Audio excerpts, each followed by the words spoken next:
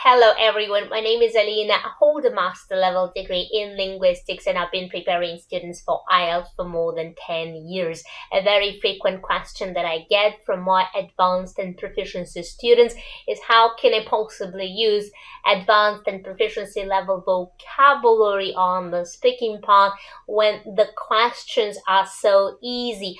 I don't know any advanced and proficiency level vocabulary to talk about my accommodation or to talk about my daily routine. How can I possibly do it? So this is exactly what we'll do in this tutorial.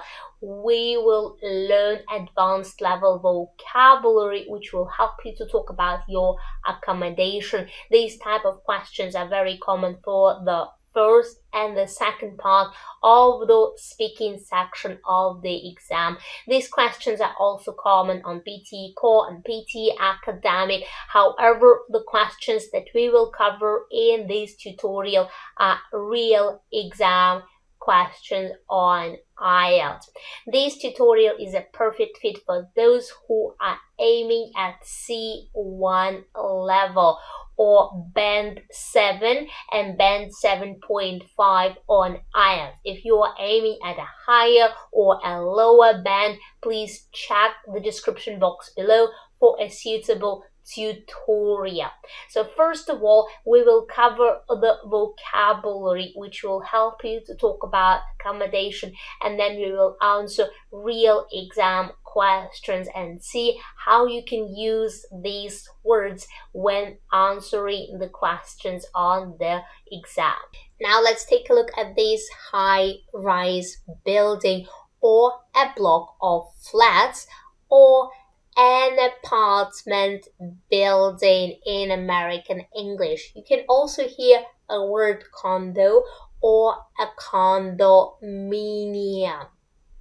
And a condo is a building or a group of buildings which consist of separately owned apartments. Condominiums usually offer a wide range of amenities on top of basic creature comforts.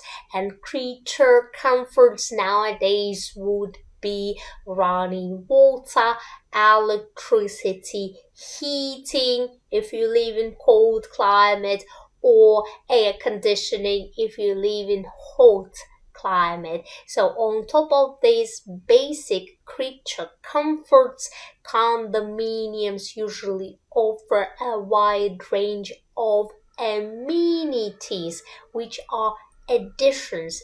For example, it can be a gym, it can be a swimming pool. The internet access is also considered an amenity.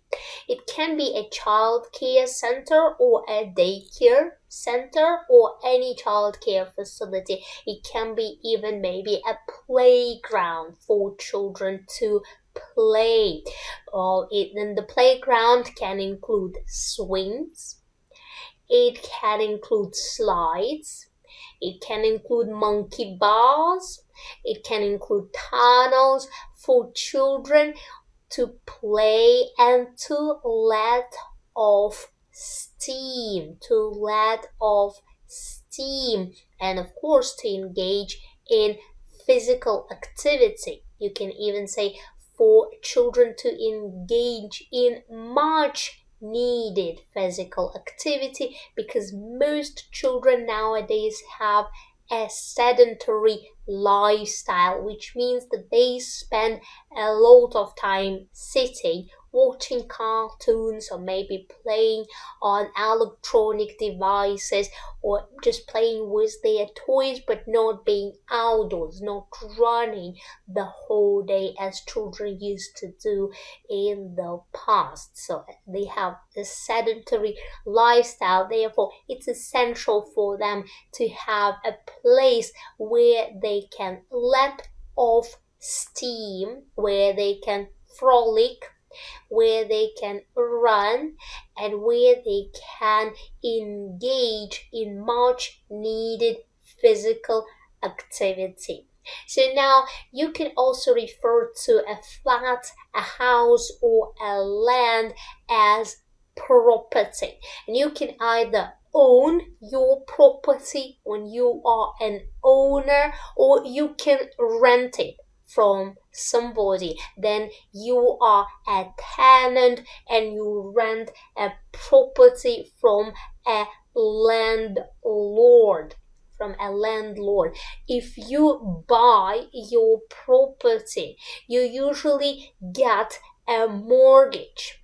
And when you get a mortgage, you need to make a down payment. A down payment is a percentage, a sum that you pay up front. It's a certain share of the total cost of your flat or your house. And then you pay the interest rate on the mortgage that you get, and the mortgage is a loan that you get to finance the purchase of your property.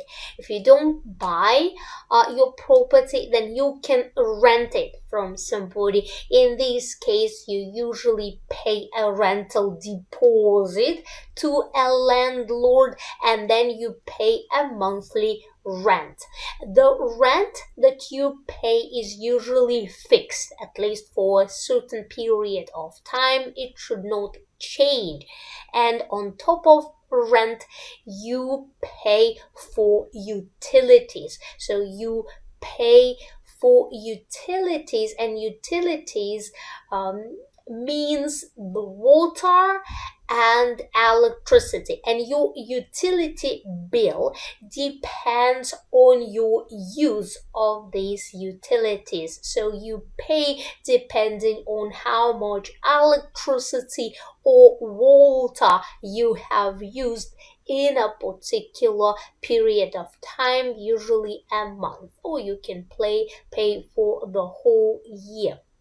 Right, so rent and the house or your flat can be either affordable or unaffordable. If your rent is affordable, it's very easy for you to pay for it. You can afford it. You can cover the cost. If it's unaffordable, you can't pay for it. It's beyond your means. Right? So when you look for a place to rent or to purchase, you usually scour or you search, you look through the listings, and the listings are advertisements in a newspaper or online, where you can see all the apartments or all the houses or property which is for rent or for sale. Right, so the listing. So you can say, I had been scouring the listings for a year before I settled for this place. Right, but once you have found a good place, you can say, oh, when I saw it with my own eyes, it was love at first sight. And of course, there are several aspects that you consider when choosing a place to live. There are certain advantages, certain benefits, or certain assets that are important for you. It may be location, for example, your block of flats or your house may be in a prime location, meaning that prime locations are usually downtown, they're usually close to commercial areas, business areas, so the land in prime locations is very expensive. You may value peace and quiet, and then you would prefer to have your flat in a residential area. A residential area is usually an area where the land use is designated for residential buildings, so for buildings where people live, as opposed to commercial use and as opposed to industrial use of land. So usually you may also pay attention to how far the place is located from your office or from the school where your children go. So it may be, for example, if a flat is within a walking distance of a subway station, it may be much easier for you to get to your office, especially if you don't own a car, right? It may also be important for you that there is a park in the vicinity of your place, in the vicinity, in the neighborhood. And why is it important to have a park? A park can be a hiking park, just a recreational park. It can be a rambling park where you can ramble and go for long walks. It is similar to hiking, to a rambling park. Parks may also offer a wide range of recreational activities. They may offer peace and quiet, where you can relax, where you can unwind, rest, right? It may also be important for you to have a dog park nearby where you can walk your dog, or simply go for a walk, or go for a stroll. It may also be important for you that the area where you live is walkable, right? So it's not just meant for cars, that you can go for a walk there. It's a walkable area meant for walking, right? Also, frequently on IELTS, you are asked about the view out of your flat or your house, and this may also be, of course, an advantage, a picture-perfect view, for example, or a spellbinding view. You can also use the word vista instead of a view, so a picture-perfect vista of a lake, or a spellbinding view of the lake.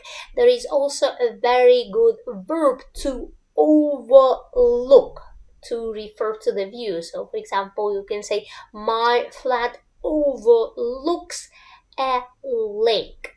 So I can watch canoes passing by every day, or all I can see is cerulean water as far as the eye can see. So all you can see is just water, water, water, and if you look far into the distance, all that you can see is just water. However, if you are not lucky and the view out of your window is the opposite of stunning or picture perfect or mesmerizing, then the view can be dull. What view can be depressing?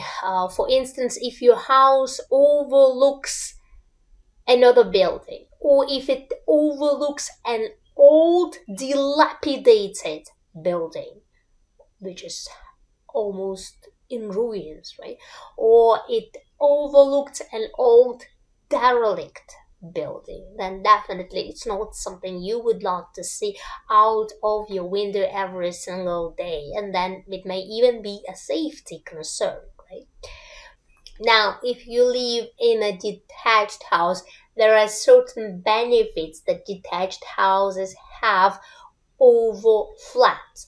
Usually detached houses are big, so they are rambling, as opposed to apartments or flats, which are usually small, or you can say cramped. This might be a significant consideration if you are a party animal, if you like throwing parties, if you like inviting people over, throwing parties with loud music and partying all night, or if you are a social butterfly, again, if you like to have friends over. So for party animals as well as social butterflies, detached homes have much more to offer than cramped apartments. because of course in a rambling house you have the privacy and you can throw parties and you can be loud even at night if you wish. So this is one of the main advantages of a house. And of course you have much more space and you have a backyard. So you can take advantage of a backyard. You can even do gardening if you wish.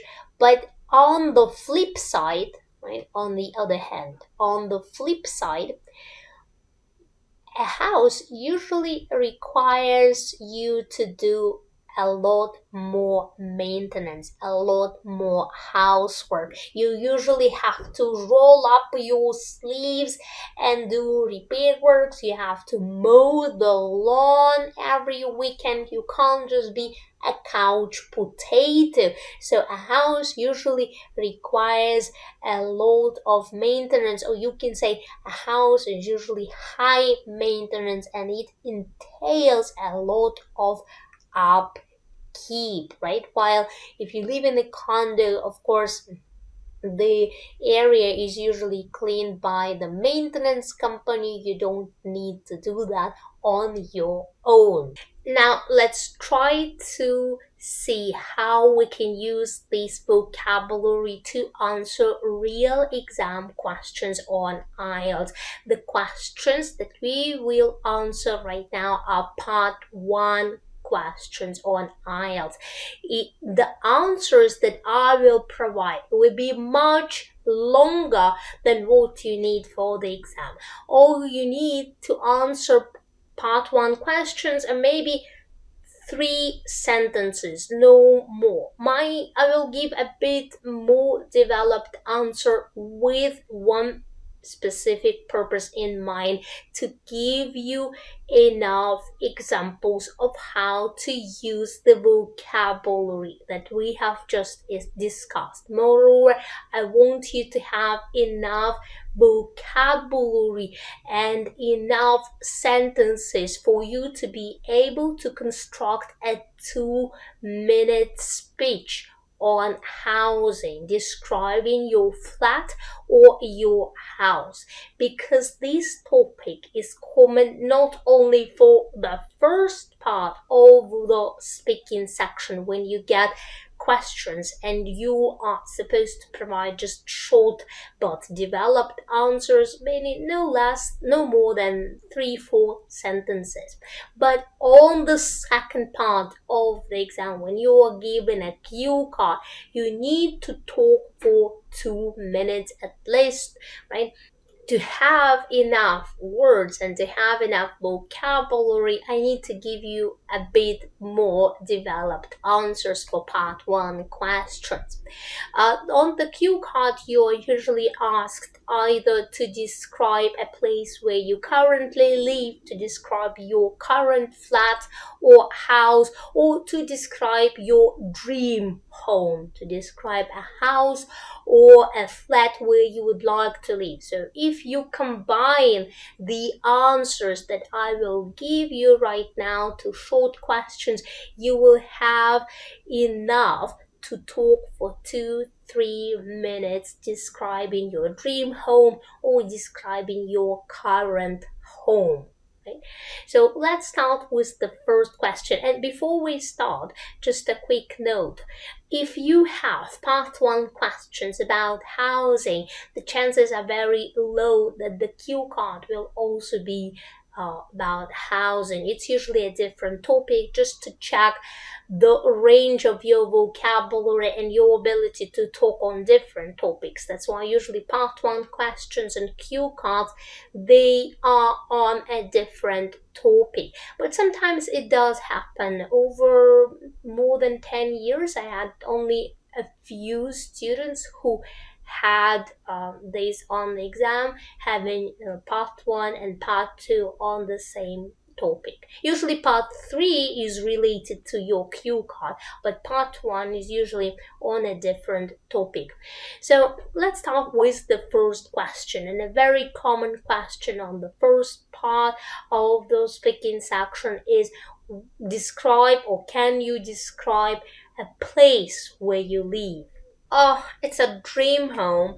It's absolutely charming and features one bedroom, a fully equipped kitchen, and two living areas, one of which is a covered terrace with a picture perfect view of the lake.